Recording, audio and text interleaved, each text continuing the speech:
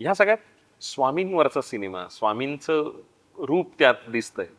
तशा अर्थानं असणारा त्यांचा असणारा काय श्रद्धाळू वर्ग, त्यांचं म्हणजे श्रद्धावान, भक्तीने त्या सगळ्याकडे जबाबदारी ह्यातली तारतम्य आणि शास्त्रकाट्याची कसोटी ह्या सगळ्याच्या सीमारेषेवर खेळत राहणं हे किती तशा अर्थानं जबाबदारीचं आहे आणि ह्यातलं सगळं जपत जपत करत राहणं आणि तरी आशय सांगणं आणि अर्थाचं अपहरण न होऊ देणं हे किती त्रासदायक. हे बघ,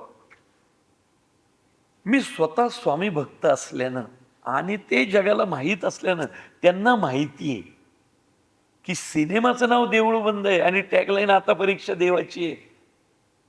पण ही टॅगलाईन तुझ्या माझ्यासारख्या लोकांनी ही परीक्षा स्वामी त्या भक्तांसाठीच देणार आहे.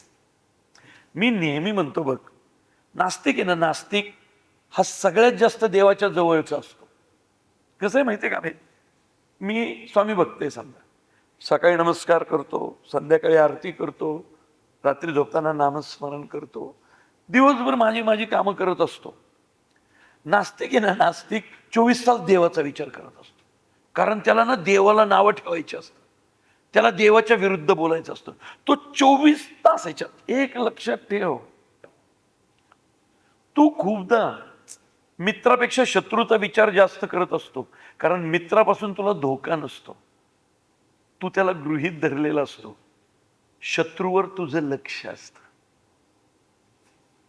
नास्तिकाचं तसं झालंय. त्यामुळे देवाचं लक्ष नास्तिकावर जास्त आहे.